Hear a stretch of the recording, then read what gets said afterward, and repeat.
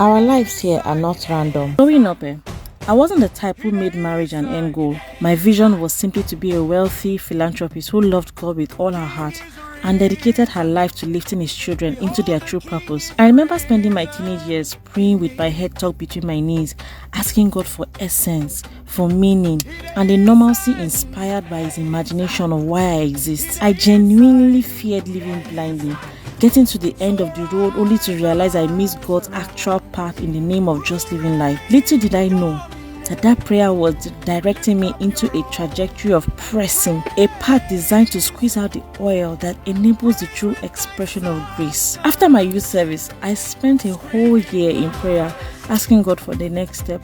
If I am to be married, and if I am, to whom? God directed me towards a certain son of his. But for 4 years into that relationship, while in prayer, I heard God say clearly, "Give him back to me." I was perplexed. I was so sure that the first direction was it. I ran from that instruction for 7 months. Finally, on my birthday month, God spoke it again.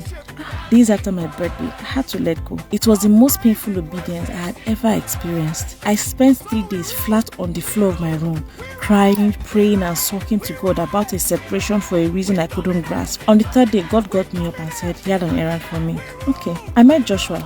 At first sight, he was just this happy young guy, nothing particularly extraordinary to me. Little did I know he was the exact path God was directing me towards. We became best friends, dated for a few weeks, and he proposed. We were prepping to get married when the accident happened. We spent 3 years in hospitals, and on the 3rd year, we decided to officially tie the knot. Getting married still wasn't the end goal. We had simply become two best friends who decided to pick up life and face it together, in good or in hard, through disagreements or differences. We made up our minds to find a meeting point at every opposing path until we learn to build love as an unbreakable foundation. Our relationship isn't transactional or conditional. It is an unconditional rock, with Christ as the custodian of our love and the refiner of our vessels. Tomorrow is my birthday, and turning this new age reminds me of that painful obedience and how thus far God has kept us hidden in the hollow of his hands. See, just embrace Jesus.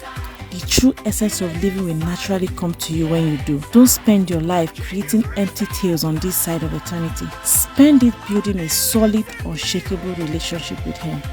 I love you. Just know that God wins, and love always wins. And as I always say, Josh is working again. Thanks for listening. Bye. And happy birthday to me.